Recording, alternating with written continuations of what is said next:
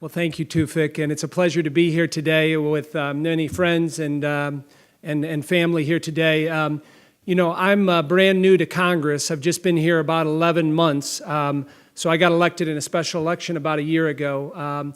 But prior to getting elected, I served in the Illinois State Senate, and I was fortunate enough to come to this convention on 2 prior occasions, and I know the great work that many in this room do on behalf of Christians. So thank you for the hard work that you've done to Tufik and his team on what you continue to do to stand up for Christians is very, very important, and continue to, your strong advocacy is vital to the future of Christians, and I thank you for that.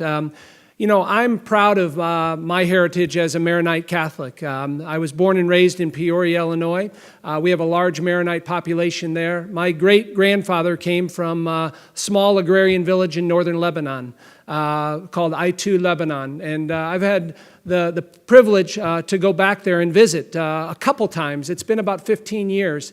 But when you travel in Lebanon and other areas in the Middle East, you get a real sense of the situation that Christians are in. Not only Maronite Catholics, but all Christians.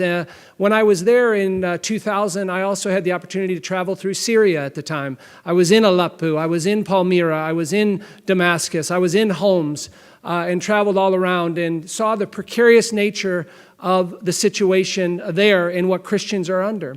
And what do we do in terms of what the United States? We have to stand up for religious minorities, and particularly Christians all around the world. And we as a nation must continue to unite other countries around the world to condemn the persecution of religious and ethnic minorities, including Christians, and continue to call upon the UN member states to prevent further war crimes, crimes against humanity, and genocide.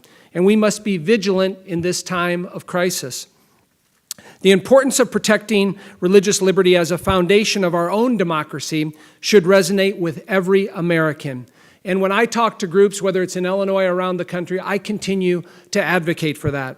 The freedom which Americans have defended for over 2 centuries must continue to be guarded both here and for those who believe in freedom abroad.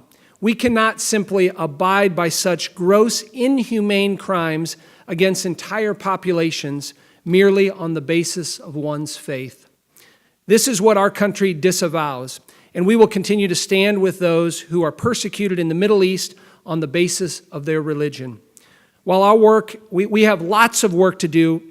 Congress did put forth, as was mentioned by Congresswoman Eshoo, a resolution properly identifying and condemning ISIL's atrocities against religious and ethnic minorities in Iraq and Syria as war crimes, crimes against humanity, and genocide. And we must continue to have a strong voice on that, not just passing that resolution, but being a strong advocate when we talk to people and when we speak here and around the world.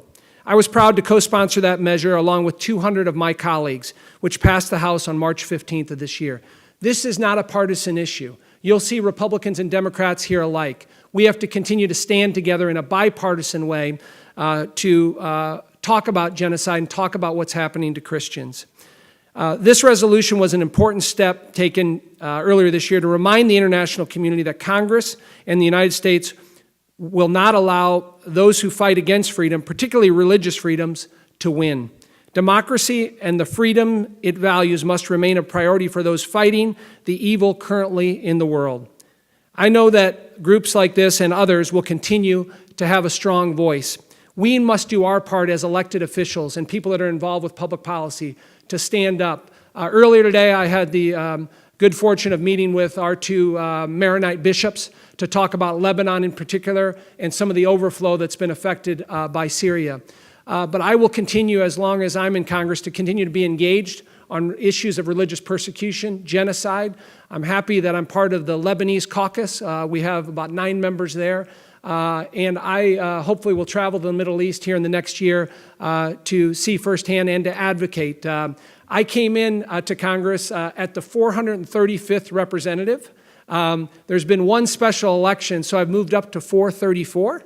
And hopefully if I'm elected in November, I'll move up and continue to be a strong advocate for Christians both here and around the world. And I want to thank you for the opportunity and your advocacy for what you're doing. Take care.